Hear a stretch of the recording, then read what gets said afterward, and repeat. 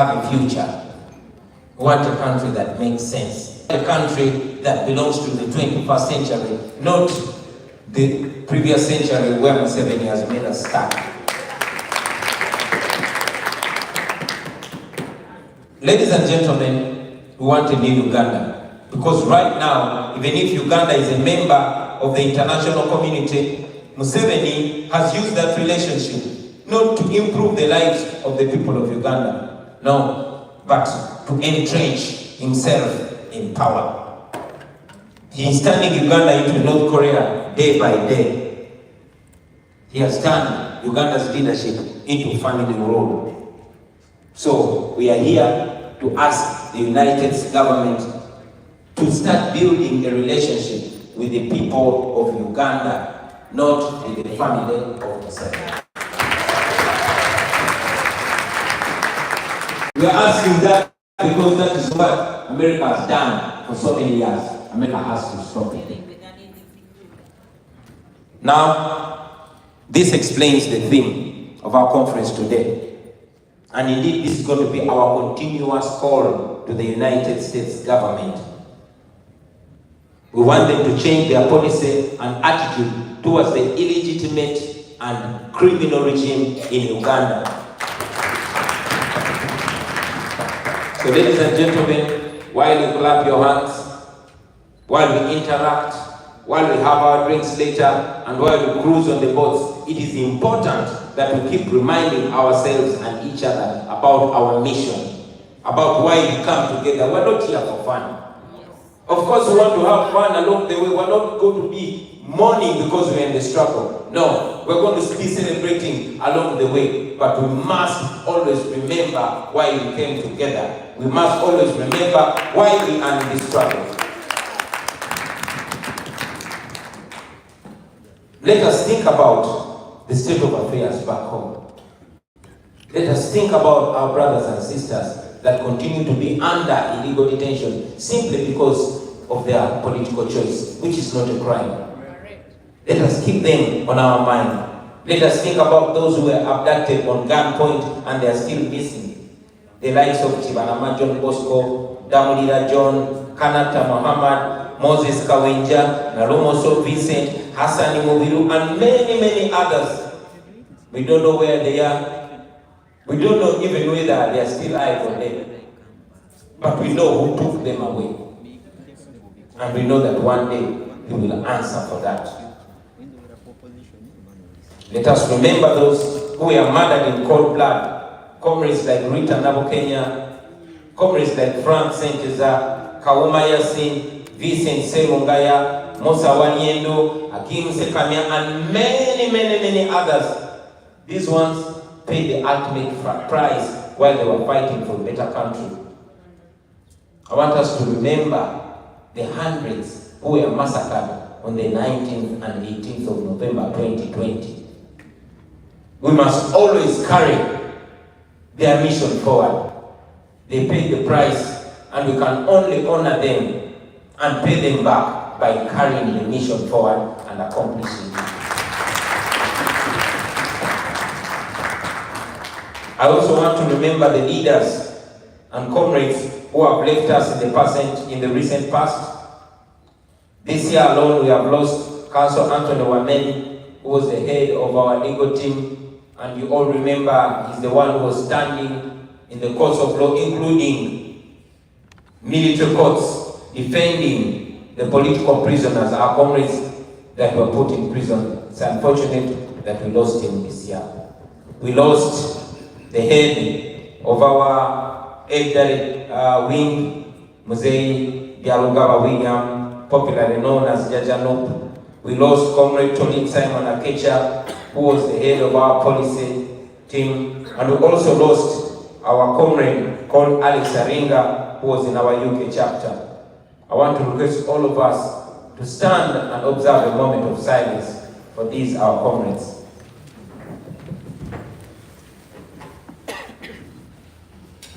May their souls rest in eternal peace. And may their sacrifice never go in vain. And may their mission be accomplished through us. Thank you very much. Friends, you in America, I want in a special way to thank you for receiving, accommodating, and taking care of our comrades, the Honorable Wameni and Jajano when they were here for treatment, and also for helping in the repatriation of their bodies back home when they passed away. Thank you very much. God bless you. Now, I want us to be reminded that all is not well home, not only in Uganda, but on the entire continent of Africa. It is not well, friends. Because as we speak now, democracy in Africa is under serious attack. In the last few months alone, we have seen more than 6 coups in Western Africa and in the Sahel region. Coups in countries like Mali, in Chad, in Guinea, in Burkina Faso, in Niger, and even in our neighbor, Sudan. I mean, it's like we've gone back to the 70s and 80s. It is sad, isn't it? There has never been a time in Africa when dictators, military dictators and despots, there's never been a time when they are so emboldened, a time when they are so united to do wrong. This time is a turning point, and we must think very, very hard. We have even seen known intellectuals confidently and eloquently, explaining that democracy is not an African thing. The intellectuals that we respected while growing up, we've seen them support autocracy. We have seen tyrants and their propagandists pulling out the Pan-African card to justify grabbing power from the people and resting it in the hands of gunmen. You have seen that. We have seen them parade themselves before international authoritarians to get guns so they can subjugate their people. You have seen them. We have seen young despots taking lessons from aging tyrants like Paul Biya of Cameroon and Yoweri Museveni of Uganda. You have seen them. We have also seen the hypocrisy and the double standards of African leaders and bloc organizations like the African Union and ECOWAS, who have condoned military coups in one country while condemning the same in another country. We have seen them. We have seen them do that, of course, on the strings of their neo-colonial masters, according to the interests that their masters have. We have even seen the East African community and the African Union turning a blind eye on long-serving dictators while they carry out institutional coups and rigging elections with impunity and massacring their own people, only to be congratulated by these so-called African leaders that are now condemning coups. Shame on them. So I want to call out on this platform the hypocrisy of General Museveni, who receives, among others, close to $1 billion from the United States government every year. But again, when he's called out about democracy and human rights, he turns to Russia and China, because for them, they don't have democratic conditions and human rights conditions. Shame on you, Museveni. Shame. But at the same time, while we call out Museveni, we cannot forget to call out the United States government and other Western governments which have continued to sponsor Museveni's terrorist regime in Uganda. I say it without fear of contradiction that America gives Museveni to the tune of $1 billion. This is the money that is using to terrorize people. Since I'm in America, I will not say shame, but I know the world is saying that. Yes, because even by their own admission, he was not legitimately elected. Even by their own admission, then the question is, why are they sponsoring him? Why are they dealing with him as if they are dealing with a legitimate president? Don't they see me?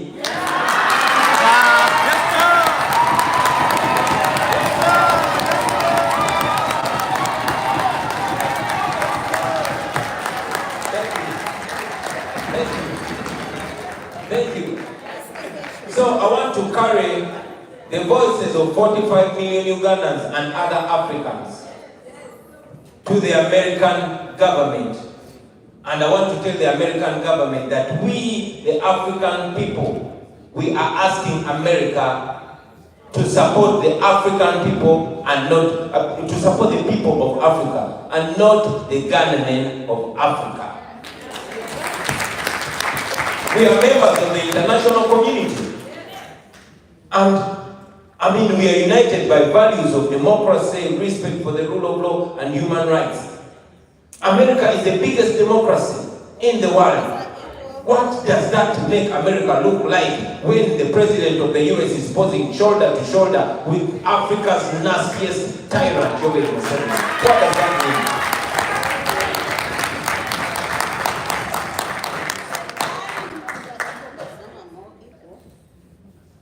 I hope that message has reached. It definitely is going to. Ladies and gentlemen, today I'm very glad to inform you that the bubble which General Museveni had built in the international community over the years at the cost of Uganda's taxpayers' money has been busted.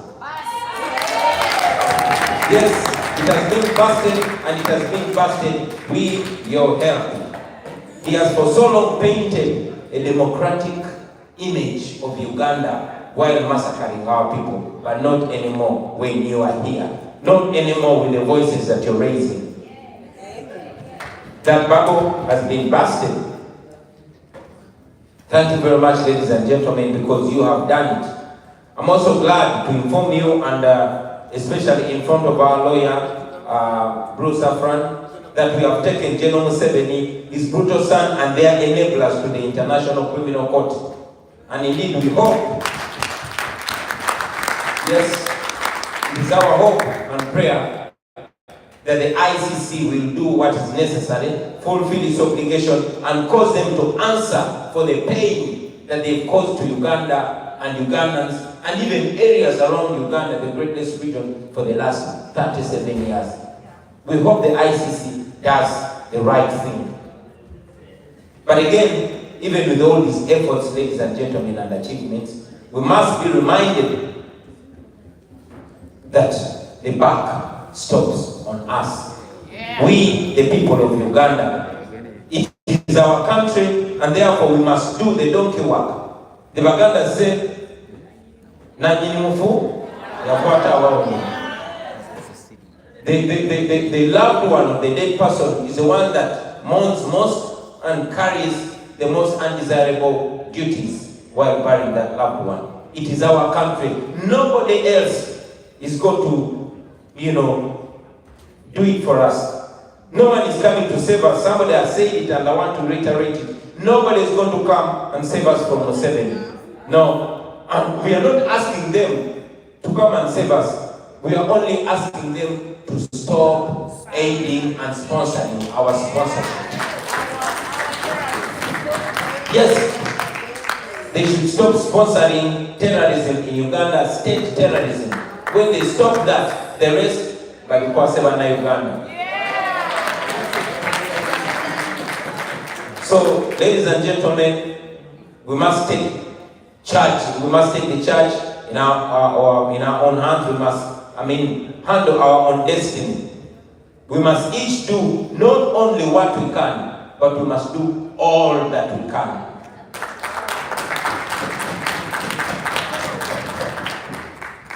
Let us work together.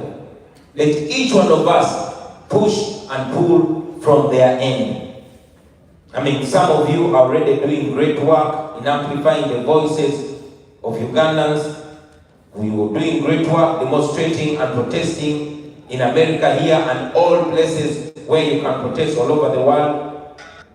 As a person who interacts with people from the Washington administration, I can assure you that they hear your voices. Don't stop. Please don't stop. They can hear you more than them.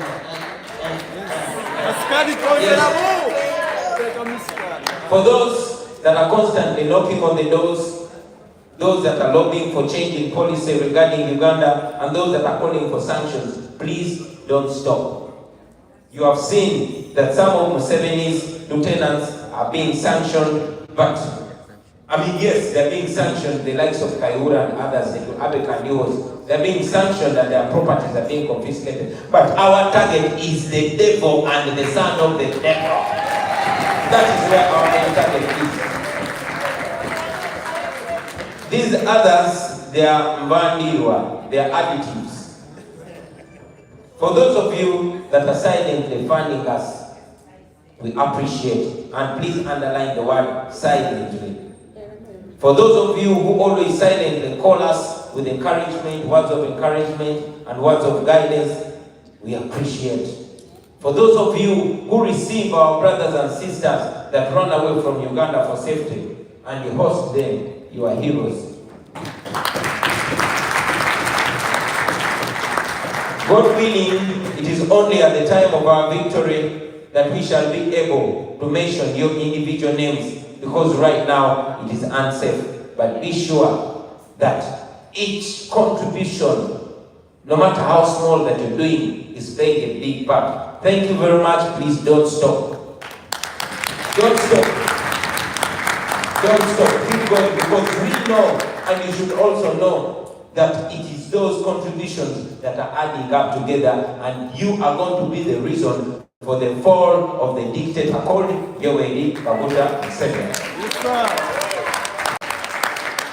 Finally, I know that you've been seeing the controversies in Uganda's opposition.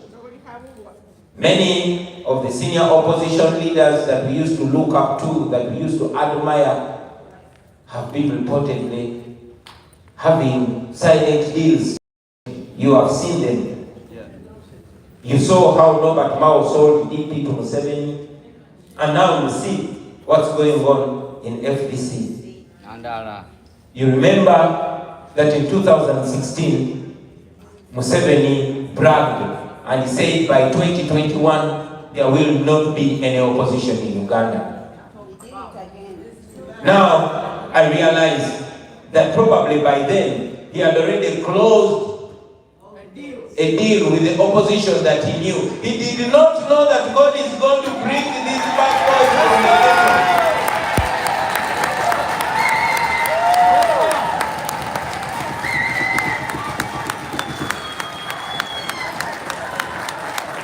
So, by the grace of God, an uncompromising generation was risen, and here we are. Museveni tatumanya, tatumanyira kete tumumanyigaina tatugamba.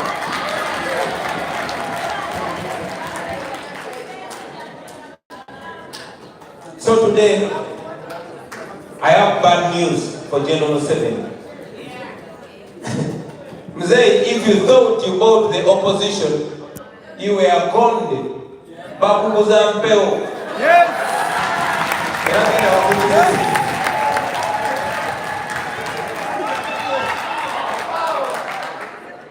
But also, we know that there are comrades who are in opposition during the day, and at night they are hobnobbing with the regime.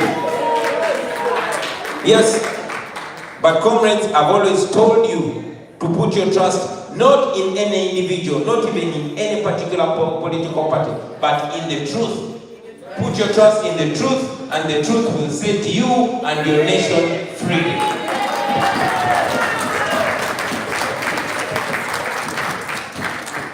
There are even some that are within us who are doing everything possible to slow us down and to divert us. Yes, there are many who come up pretending to fight against Museveni, but when in real sense their target is not Museveni, but to fight those that are fighting against Museveni. But it's always a matter of time before they are exposed.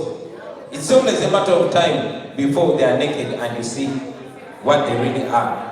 I mean, some of them are actually even in the diaspora. Yes. Some of us are in the diaspora, and among you, they are heavily funded to undermine our efforts to weaken the dictator. They pretend to fight against Museveni, but they hate those who fight against Museveni more than they hate Museveni. Some of them actually even pretend to love Bobby Wine, but they want to fight and destroy everybody that I work with.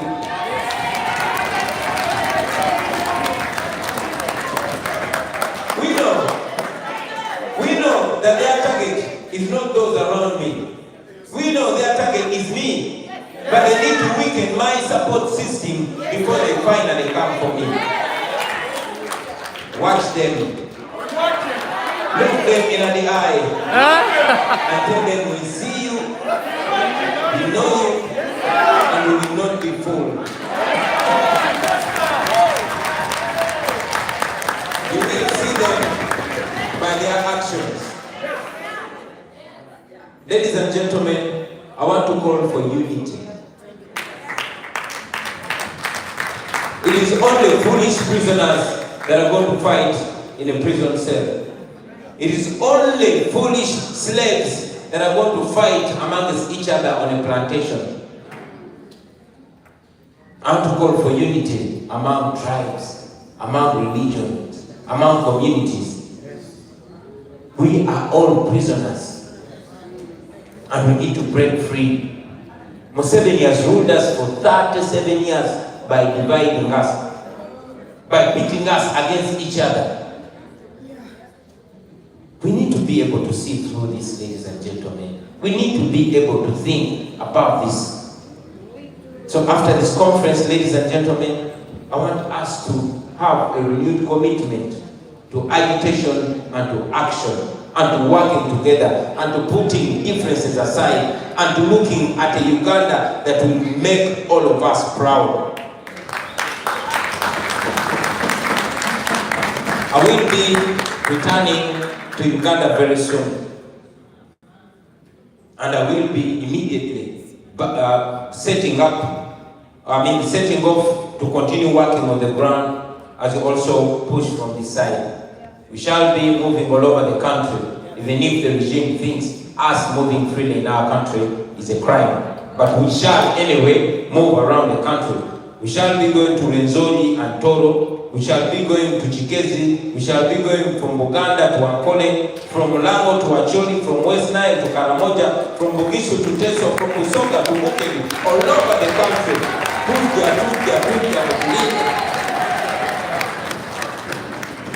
We shall be recharging and re-energizing our people. We shall be reminding them that it's not over until it's over.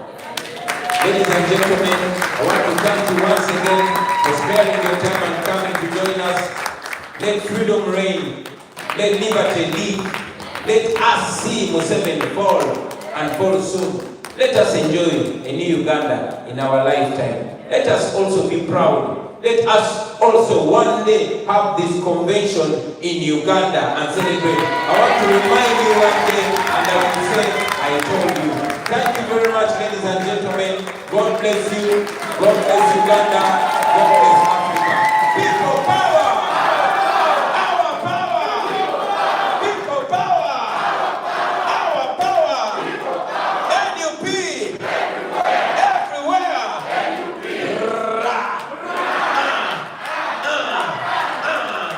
Thank you very much.